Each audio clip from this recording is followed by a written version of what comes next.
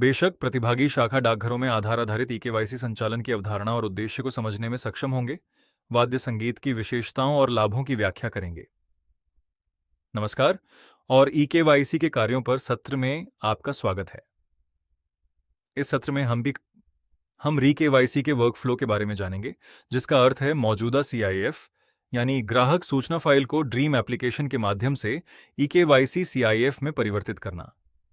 BO में आधार प्रमाणित लेन then को सक्षम करने के लिए यह पहला और सबसे आवश्यक कदम है। जब तक ग्राहक सीआईएफ को ई-केवाईसी सीआईएफ में परिवर्तित नहीं किया जाता है, तब तक ग्राहक ई-केवाईसी कार्यक्षमता के माध्यम से आधार प्रमाणित जमा, निकासी और बीओ इंटरऑपरेबिलिटी लाभों का लाभ नहीं उठा सकता है। इसीलिए प्रत्येक बीपीएम को इस वर्कफ्लो को स्पष्ट रूप से समझना चाहिए और आधार बायोमेट्रिक प्रमाणीकरण का उपयोग करके बीओ को कागज रहित, सुरक्षित, तेज और ग्राहक अनुकूल बनाने के लिए बिना किसी गलती के इसे सही ढंग से करना चाहिए। कृपया ध्यान दें कि कन्वर्जन के बाद भी सीआईएफ आईडी वही रहती है और सिर्फ केवाईसी स्टेटस नॉर्मल सीआईएफ से ई-केवाईसी सीआईएफ में बदल जाता है, जिससे बीओ किसी भी ब्रांच पोस्ट ऑफिस से ट्रांजैक्शन की इंटरऑपरेबिलिटी कर सकते हैं।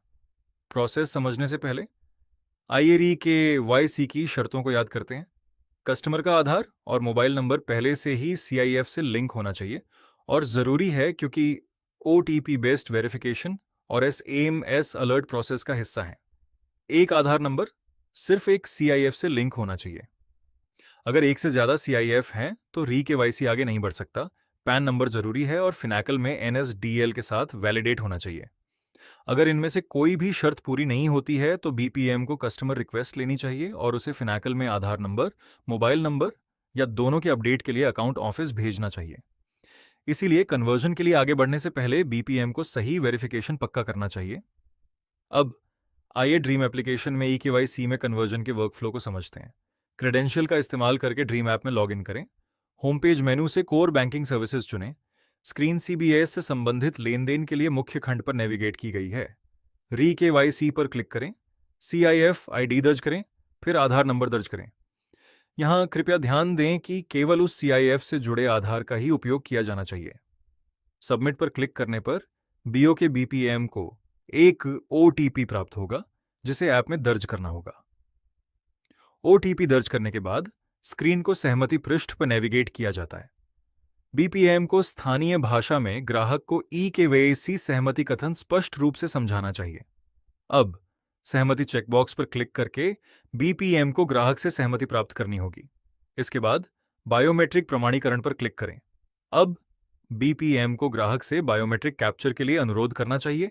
आमतौर पर फिंगरप्रिंट प्रमाणीकरण का उपयोग किया जाता है।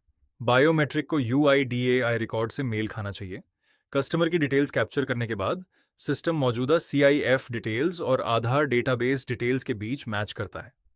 सबसे जरूरी बात, नाम, जन्मतिथि और जेंडर आधार डेटाबेस से मैच होने चाहिए, तभी कन्वर्जन प्रोसेस पूरा होगा।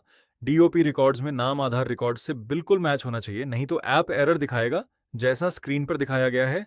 अगर मैच का परसेंटेज तय के मुताबिक नहीं है या कोई भी डेटा मैच नहीं होता है तो कस्टमर से इसे अपडेट करने के लिए कहा जाएगा। कस्टमर आधार ऑथेंटिकेटेड ट्रांजैक्शन के लिए एलिजिबल हो जाता है। इस प्रोसेस को री-केवाईसी कंप्लीशन कहते हैं।